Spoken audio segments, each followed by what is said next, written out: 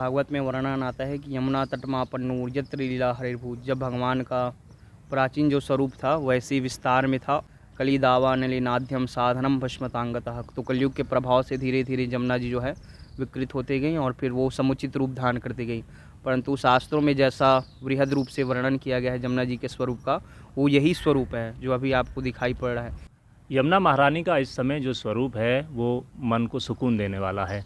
ऐसे ही यमुना महारानी के दर्शनों के लिए भक्तगण वास्तव में लालायित रहते हैं। आज जो स्वरूप है उसके बारे में हम बात करेंगे। हमारे साथ एक संत हैं, तो उनसे बात करते हैं। जी, राधे राधे महाराज जी। राधे श्याम। महाराज जी, यमुना महारानी का एक अलग ही अलौकिक दर्शन हो रहे हैं इस समय, तो क्या कहेंगे इन दर्शनों के बारे में? वैसे पूर्व में जो है भागवत में वर्णन आता है कि यमुना तटमापन्नूर यत्र लीला हरिर्भूत। जब भगवान का प्राचीन जो स्वरूप था वैसे विस्तार में था और वृहद रूप था। परंतु क्या है, कलिकाल का जैसे जैसे प्रभाव पड़ता गया, कलिदावा नलिनाद्यम साधनम भस्मतांगतः। तो कलयुग के प्रभाव से धीरे धीरे जमुना जी जो है विकृत होते गई और फिर वो समुचित रूप धारण करती गई। परंतु शास्त्रों में जैसा वृहद रूप से वर्णन किया गया है जमुना जी के स्वरूप का, वो यही स्वरूप है जो अभी आपको दिखाई पड़ रहा है। इतनी विस्तार और बड़ा दिव्य स्वरूप माँ का जो था वो यही स्वरूप था। जब नारद जी यहाँ पर आए भक्ति महारानी के लिए, तो जैसे विचरण कर रहे थे ब्रजभूमि में, तो देखा कि यहाँ पर एक देवी जी रो रही हैं यमुना जी के तट पर। तो बोले कि देवी जी आप कौन हैं? तो उन्होंने कहा कि मैं भक्ति महारानी हूँ। बोले कि ये मेरे पुत्र हैं ज्ञान वैराग्य।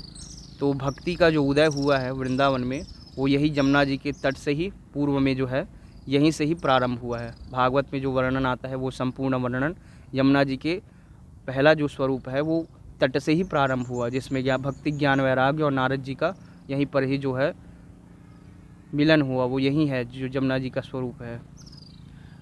फिर वो मन भावन दृश्य यहाँ देखने को मिल रहा है। तो इस उतार चढ़ाव के लिए क्या कहेंगे? ये तो यही है कि माँ, अभी तक माँ को लोग विकृत करते थे तो माँ सब कुछ अपने गर्भ में धारण करती गई जैसे जो था।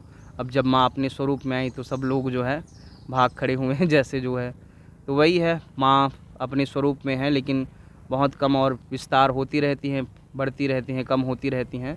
परंतु जो दिख रहा है ये विस्तार स्वरूप, ये इनका यही है मूल स्वरूप। इससे भी और बृहद स्वरूप था, लेकिन लोग यहाँ पर सब बढ़ते गया प्रभाव जो है कलिकाल का, और लोग यहाँ पर सब क्या क्या बनाते गए, इसी कारण सब जो है कम होते गया। तो ये बढ़ते चढ़ते रहते हैं, ये माँ का स्वरूप। यहाँ आपको एक चीज़ और बता दें कि जिस तरह चीर घाट है, कालीदह है, यहाँ भगवान श्री कृष्ण ने अनेकों लीलाएं की। कुछ समय पहले यहाँ जो भक्तगण आते थे वो कुछ लोग तो मानने को तैयार ही नहीं थे कि यहाँ यमुना जी का यहाँ बहाव भी रहा होगा कभी। ऐसी शक शुबा की स्थिति कैसे आज स्थिति?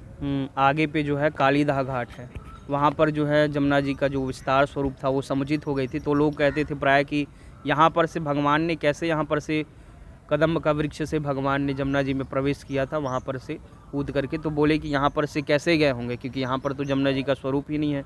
परंतु जो अभी आपको मूल स्वरूप दिख रहा है वास्तविकता में, और अभी भी जो है अब कालीदाह घाट पे माँ पहुँच गई हैं, तो अब लग रहा है लोगों की नहीं, वास्तविकता में यहीं से ही भगवान ने जो लीला किया था वो यही लीला था।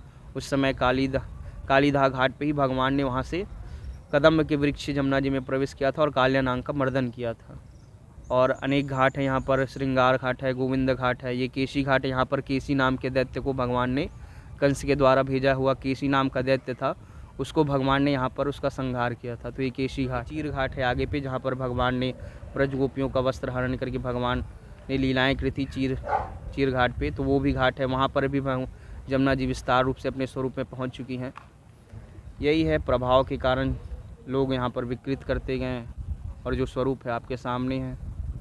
तो ये थे हमारे साथ महाराज जी, जिन्होंने यमुना महारानी के प्राचीन स्वरूप और जो द्वापर युग में जो माँ यमुना यहाँ बहती थी उसके बारे में पूरा विस्तार से हमें बताया।